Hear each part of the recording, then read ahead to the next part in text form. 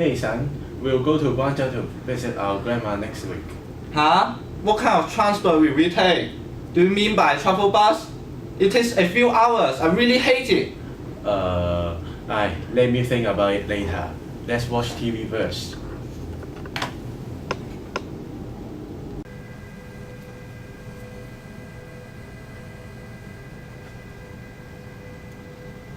Today our agenda is discussing the Hong Kong Express Rail Link project. Anyone would like to express your opinions? The construction cost of Express Rail Link is extremely high. It is estimated to be 65 billion Hong Kong dollar, which is the most expensive railway in the world. And among the 65 billion, 2 billion is used to acquire land and compensate residents. It is not cost effective at all. Why doesn't the government stop wasting the money of taxpayers and spend money improving social welfare? Moreover, existing cross-border facilities such as Lok Ma Chau and Lo Wu immigration control points are already very convenient to people living in the new territories. Why do they bother wasting the time and money going to West Kowloon and then take the Express Rail Link? In fact, the Express Rail Link can only benefit a small number of people of Hong Kong. This is my concern, and it is the concern of many Hong Kong people. I understand your concern. The main part of the tunnels will be constructed by tunnel boring machines. Compared with other methods like cut and cover, the construction activity for using tunnel boring machines take place entirely underground, which effectively reduce noise, dust, vibration, and disruption, which helps improve efficiency and minimize the impact on the ecological environment. As the construction method helps protect the environment, it is worth spending the money. In addition to that, after this project, it takes only 4 hours from West Kowloon to Xiamen, 8 hours to Shanghai, and 10 hours to Beijing. And this project connects with 16,000 kilometers national high-speed rail network and creates 1 hour economic and living speed with Pearl River Delta. The shortened traveling time between Hong Kong and Guangzhou to just under 15 minutes, which is just about half the current journey time, would save 83 billion over the next 50 years in terms of traveling time, and the creation of 5,000 jobs during construction and 10,000 operational jobs. Around 99,000 passengers are expected daily when the line is completed in 2016. This project will help promote Hong Kong as the gateway to the Pearl River Delta area, further strengthen the economic ties and cooperation between the Hong Kong and mainland, promote mutual economic prosperity and development, and raise the competitiveness of the region as a whole. Apart from this, though the cost of constructing the XRL seems to be a bit higher than the cost of other railway network in other countries, the economic benefit behind is actually largely outweighed its cost. Here are some solid examples. Hong Kong is a commercial-based economy, and a large portion of investments come from the mainland China. The XRL helps Hong Kong to connect to high-speed railways network of the mainland, reaching 60 cities. By connecting through intercity rails in Guangdong, it helps Hong Kong with the other Guangdong cities to tie together. Through this convenient and fast transportation mode, more investment can be attracted, which can enhance Hong Kong as a financial and commercial center. The completion of XRL helps to promote tourism. Due to the significant decrease in traveling time later coming to Hong Kong from the mainland China, more tourists from the mainland China can be attracted. In particular, day trip visitors for consumption. Besides, with this efficient transportation mode, more international tourists can be attracted to Hong Kong. This also provides a synergistic effect with other infrastructure projects such as the West Kowloon Cultural District. You guys only focus on economic benefits, but we should never oversee the environmental impact. We are worried about the construction will result in impacts on the ecological sensitive areas such as Maipo wetland and country parks nearby. There will be permanent loss of landscape and over 5,000 trees arising from the project. The habitats of many birds, butterflies, and dragonfly species will also be deprived of.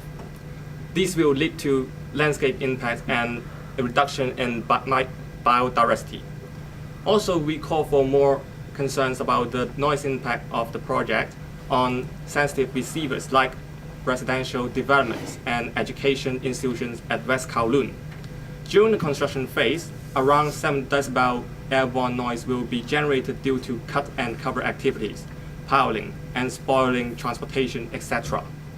Over 25 decibel ground-borne noise will be generated in the operation phase as well. Then how can you address the environmental issue?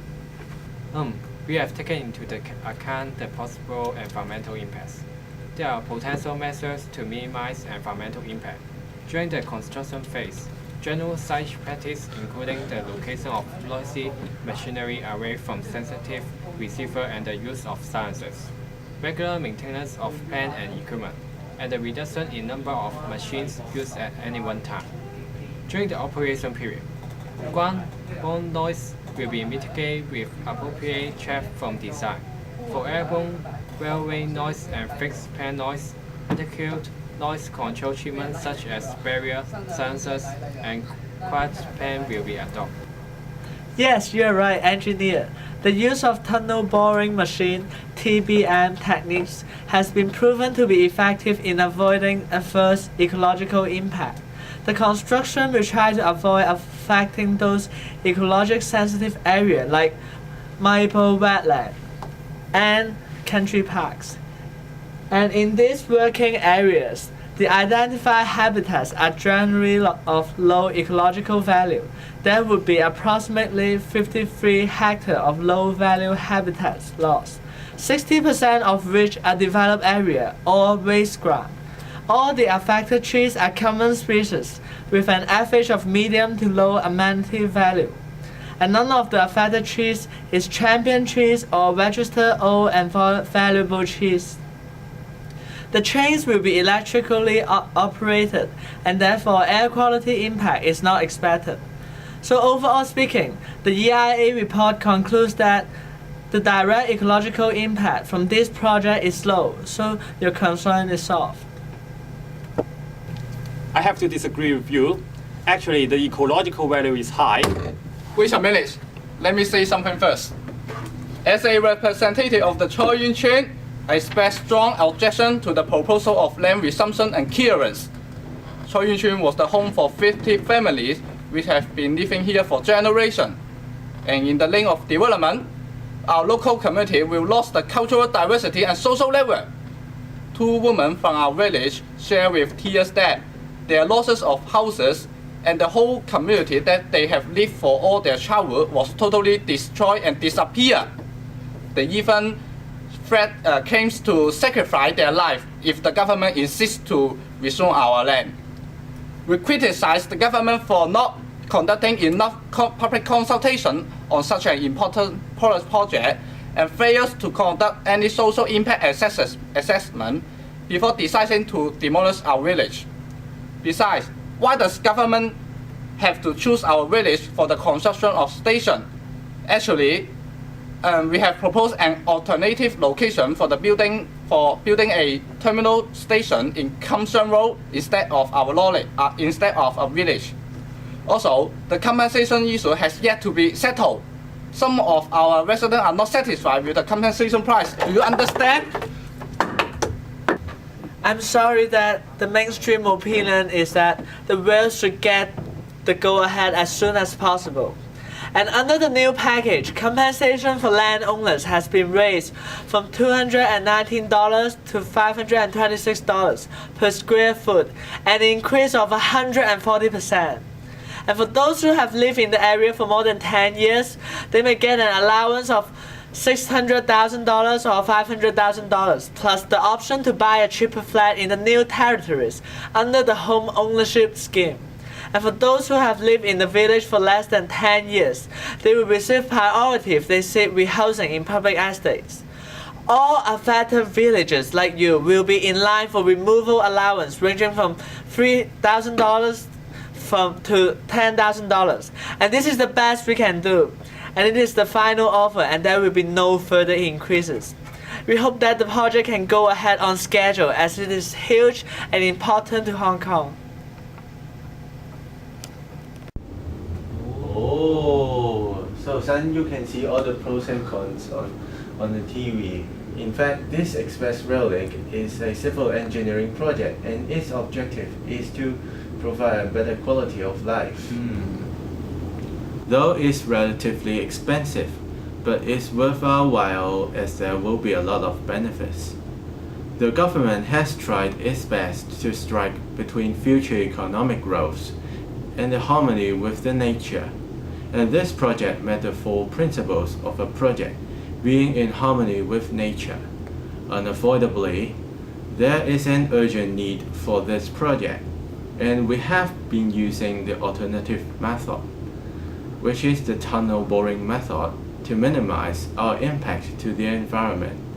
Moreover, mitigation measures like noise barriers and noise absorption material have been used to reduce the noise pollution problem. Reasonable compensation, such as a large sum of money, is allocated to the affected villagers relocating their home. All of these measures help protecting the surrounding environment and society, in the meantime achieve a better quality of life. This implies will be much more convenient for our traveling afterwards and economic opportunities. Our group strongly believes that this project will bring Hong Kong and us a more promising and better future. Don't you agree?